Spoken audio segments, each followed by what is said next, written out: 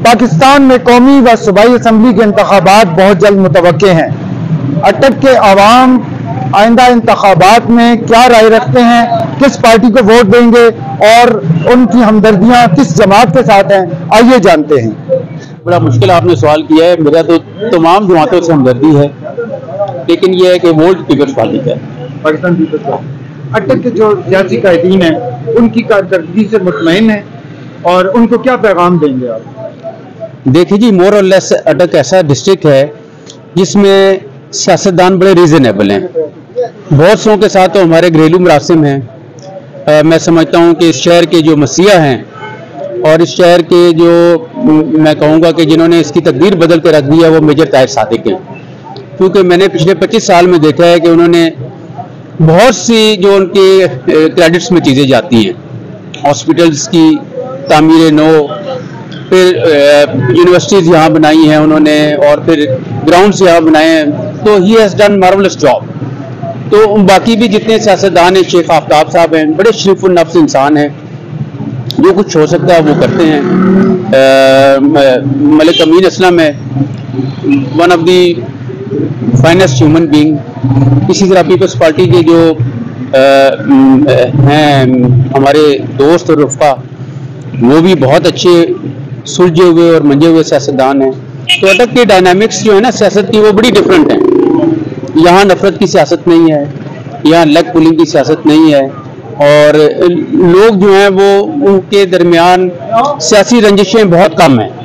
इसलिए देखने में ये कम ही आता है कि किसी एक रहनुमा के जलसे में दूसरों ने गड़बड़ करने की कोशिश की हो। बाकी तमाम जमातों के लिए हम बेस्ट ऑफ लक कहते हैं। पीपल्स पार्टी का मैं इसलिए कह रहा हूँ कि मैं चूँकि खुद गवर्नमेंट सर्वेंट हूँ, तो Peoples Party has done lot of job for government officials. Sir, क्या पैगाम देंगे आप इन कायदीन, अटक के कायदीन? अटक के कायदीन को मेरा यही पैगाम है कि गुज़श्ता कुछ अरसे से अटक को बड़ा निगलेक्ट किया गया है। हमारी बदकिस्मती है कि पिछले अदवार में अटक से डिजर्व करने के बावजूद मेजर ताहिर सादिक साहब ने 2-3 सीटें यहाँ से सिक्योर की थी, लेकिन इसके बावजूद उन्हें किसी किस्म की वजारत नहीं दी गई। और मैं देख रहा हूँ कि पिछले 4-5 सालों में सिवाय ये मदर एंड चाइल्ड केयर जो हॉस्पिटल है, इसका क्रेडिट तहरीक इंसाफ को जाता है, लेकिन इसके अलावा कोई किसी किस्म का कोई, आप देखिए वही ये आप पीछे देख रहे हैं हमारे बैग पे, सड़कें टूटी फूटी हैं, पुलों का कोई हाल नहीं है, सीवरेज सिस्टम जो है वो बिल्कुल नाकाम है, पीने का साफ पानी किसी जगह भी मुयसर नहीं है। तो मेरा यही तमाम जो यहाँ के सियासतदान हैं उनसे गुजारिश है कि कोई भी जीते, लेकिन वो जो हुकाम बाला हैं उन्हें इस चीज़ का एहसास दिलाएं कि अटक एक बहुत स्ट्रेटेजिकली एक बहुत इम्पोर्टेंट डिस्ट्रिक्ट है। यहाँ हमारा जितना भी दफा है उसका ये हब है। तो अटक के अवाम जब तरक्की करेंगे तो पूरा पाकिस्तान तरक्की करेगा। अटक में हमारी आवाम के लिए रोज़गार के बहुत बड़े मौके नहीं हैं, किसी किस्म का कोई इंफ्रास्ट्रक्चर नहीं है और कोई कारखाने नहीं हैं, कोई मिलें नहीं हैं, इसलिए हमारे जो लोग हैं अक्सर गवर्नमेंट जॉब्स पे ही डिपेंड करते हैं और एक पसमानदा ज़िला है। तो ये लोग मुंतखब हो के अवाम की पुकार बने और फलाह व बहबूद के काम करें और आपस में जो रंजिशें और नफरतें हैं उसे मिटा दें। सर, चूँकि कौमी या सूबाई असम्बली जो है लेजिस्लेटिव इदारे हैं, अटक के कायदीन को, अटक के अवाम के लिए क्या लेजिस्लेशन करनी चाहिए? देखिए जी, आपने बड़ा अहम सवाल किया है। अगर आप अटक की तारीख पे नज़र दोहराएं तो बहुत सारे ऐसे कुदरती ज़खायर हैं जिसका माखज़ अटक है। फॉर एग्ज़ाम्पल आप गाजी बरोथा प्रोजेक्ट देखिए, तो पहले इससे वादे वईद किए गए थे कि अटक की आवाम को इसमें से रॉयल्टी भी मिलेगी और यहाँ जॉब्स भी मिलेंगे, लेकिन किसी भी हुकूमत में हमने ये नहीं देखा कि अटक के गरीब आवाम को वहाँ कोई जॉब मिले हों, यहाँ बिजली में कोई रियायत मिली हो। इसी तरह OGDC ऑयल एंड गैस, अटक जो है वो एक ऐसा ज़िला है जिसमें पाकिस्तान के लिए तेल और गैस के वसी ज़खायर मौजूद हैं, लेकिन अटक के अवाम को बिलखुसूस इसके लिए कोई जो है वो फ़वाइद नहीं पहुँचाएंगे। इसी तरह मुख्तलिफ यहाँ प्रोजेक्ट्स हैं, जिसका PSC कामरा है, संजवाल ऑर्डिनेंस फैक्ट्री है और दूसरे इंतहाई इम्पोर्टेंट दफाई इदारे हैं। तो मेरी अब हुकाम बाला से गुजारिश होगी कि अटक के अवाम के लिए खुसूसी कोटा जो है वो मुकर्रर किया जाए, ताकि अवाम इससे मुस्तफीद हों और उनका ये हक बनता है। जी देखिए, आपने ये इंतहाई अहम सवाल किया है और ये एक बर्निंग इशू है, बिलखसूस पंजाब में मुलाजमीन के लिए। हम जद्दी पुश्ती गवर्नमेंट के मुलाजमीन हैं।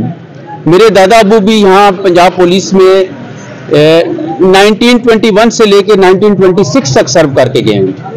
मेरे वालिद साहब ने अपनी ज़िंदगी का बेशतर हिस्सा हवा कैंट ऑर्डिनेंस फैक्ट्री में और संजवाल कैंट ऑर्डिनेंस फैक्ट्री में सर्विस दी है। मेरे बहन भाई सारे ही मुलाजमीन हैं, कोई टीचर है, कोई ऑर्डिनेंस फैक्ट्री में है।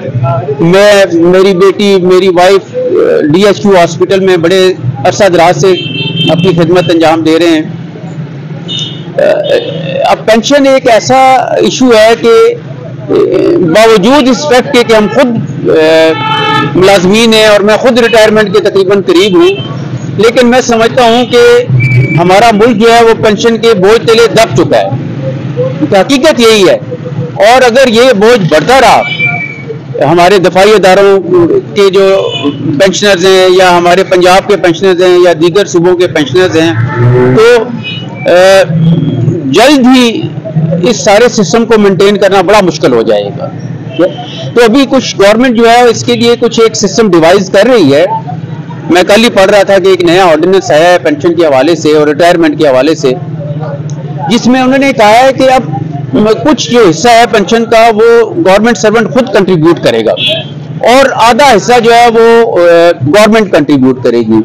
तो इसी तरह जो है वो जब वो रिटायर होगा, अब उन्होंने इसकी एज भी जरा कम कर दी है रिटायरमेंट की, कि 50 साल पे वो अब सर्विस करने के बाद रिटायरमेंट ले सकता है। और वो जो लाजमन 55 साल की उम्र का बार था या 25 साल लाजमन सर्विस करने का बार था, वो भी उन्होंने ख़त्म किया है। लेकिन हकीकत यही है कि हमारे बहुत सारे इदारे ऐसे हैं जो नॉन प्रोडक्टिव हैं। से फॉर एग्जांपल, अब आप देख लीजिए कि रेलवे का एक महकमा है, रेलवे की हालत ज़ार आप देख लें, लेकिन उसके पेंशनर जो हैं वो अरबों रुपए में पेंशन ले रहे हैं। तो हमारे नौजवान जो हैं वो बेरोजगार हैं। तो गवर्नमेंट कोई ना कोई ऐसा सिस्टम डिवाइस करे कि at the time of retirement कोई जैसा गोल्डन शेक हैंड था कि उन्हें उसी वक्त जितना कुछ, जिसा बैंकों में रिटायरमेंट के बाद अब कुछ पैसा वो दे देते हैं लेकिन पेंशन नहीं है। तो लॉन्ग टर्म के लिए पेंशन्स को मेंटेन रखना बहुत मुश्किल हो जाएगा। इस सिलसिले में मेरी यही गुजारिश है। Thank you ji.